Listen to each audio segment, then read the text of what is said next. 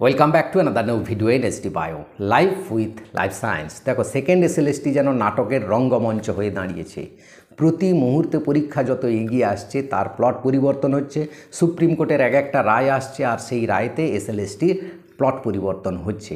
এই রকমই একটি প্লট পরিবর্তনের আশঙ্কা খুবই চলে এসছে। তার কারণ যোগ্য শিক্ষকরা আবার একটি মামলা করেছে সুপ্রিম কোর্টে, যার শুনানি আগামীকাল হচ্ছে, অর্থাৎ কেস নাম্বার, ডায়েরি নাম্বার সমস্ত কিছু পড়ে গেছে।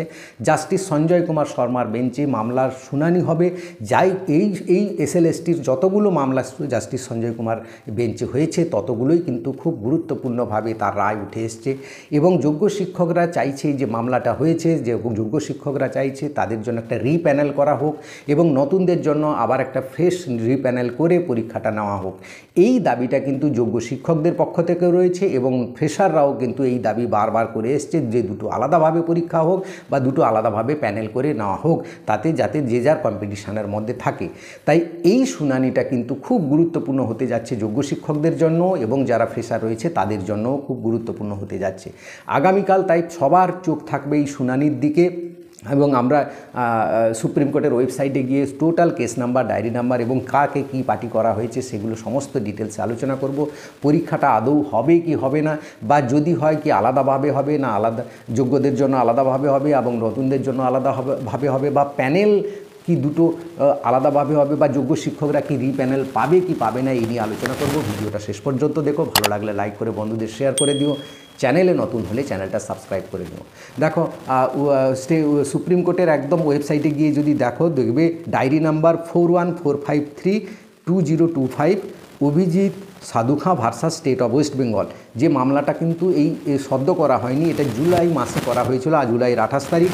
কেস ভেরিফাইড হয়েছে 22/8/2025, আগস্ট মাসে 22 তারিখ ভেরিফাইড হয়েছে এবং শুনানি রয়েছে 25/8/2025, মানে আগামীকাল সোমবার জাস্টিস সঞ্জয় কুমার ডিভিশন বেঞ্চে হবে। অর্থাৎ এখানে পিটিশনার যা করা হয়েছে, পিটিশনার কিন্তু একজন নয়, 73 জন যোগ্য সাক্ষী, মানে যোগ্য শিক্ষকের যে সাইন বা নাম রয়েছে তারা করেছে। রেসপন্ড করা হয়েছে স্টেট অফ ওয়েস্ট বেঙ্গলকে এবং এসএসসির চেয়ারম্যানকেও, গভর্নমেন্টের অন্যান্য অথরিটিকেও কিন্তু রেসপন্ড করা হয়েছে।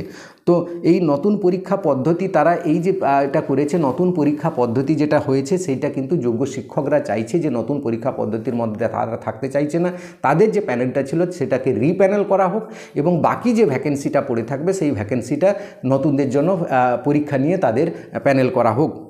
এই দাবিটা তো নতুনদের পক্ষ থেকেও রয়েছে। তাই এই শুনানিটা কিন্তু খুব গুরুত্বপূর্ণ শুনানি। কারণ এবং সঞ্জয় কুমার বেঞ্চে বিগত কয়েকটা যে শুনানি হলো তাতে কিন্তু তারা বারবার মন্তব্য করেছেন যে এটা হৃদয় বিদারক ডিসিশন হলেও আমাদের মেনে নিতে হবে। তারা অনেকটা মানবিক দেখিয়েছে এই প্যানেলের প্রতি বা এই যোগ্য শিক্ষকদের প্রতি, এরকমই তাদের মন্তব্য থেকে উঠে এসছে।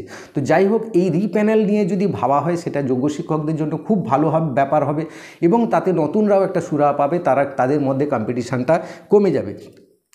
তো যাই হোক, দ্য সিরিয়াল নাম্বার 69-এ রাখা হয়েছে।